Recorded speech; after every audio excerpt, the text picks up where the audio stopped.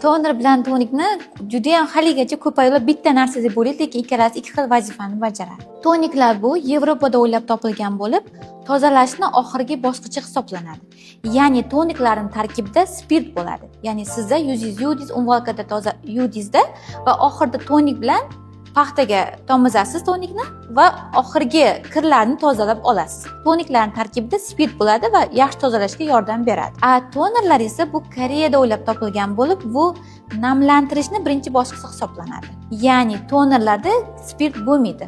Ularning tarkibida aytganimdek gialuronkalar bo'ladi, ya'ni yuzingizni namlantirishni birinchi bosqichi, yuzingizni tozalab olgandan keyin tonerlarni yuzingizga uni vatniy diskda emas, qo'lda qilinadi. Ya'ni qo'lingizga tomizasizda yuzingizni urib chiqasiz. Agar siz uni tonikka o'xshab vatniy diskka solsangiz, u hamma vatniy disk suyuqlikni, namlikni o'ziga shimib oladi va sizga hech qanday effekt bermaydi. Shuning uchun ham tonerlar qo'lga qo'yiladi va yuzingizga urib chiqasiz va bu bilan sizni yuzingizni chuqur namlantirishga yordam beradi. pH balansini to'g'rilab beradi. Misol uchun tonerlarning ham o'zining vazifalari bor. Kislotniy tonerlar bu yog'lanishni kamaytirib bersa, namlantiruvchi tonerlar esa namlikni oshirib beradi va sizni svirtka kremingizni yaxshi pituvitsa, ya'ni singishiga yordam beradi. Vazifasini kuchaytirib beradi.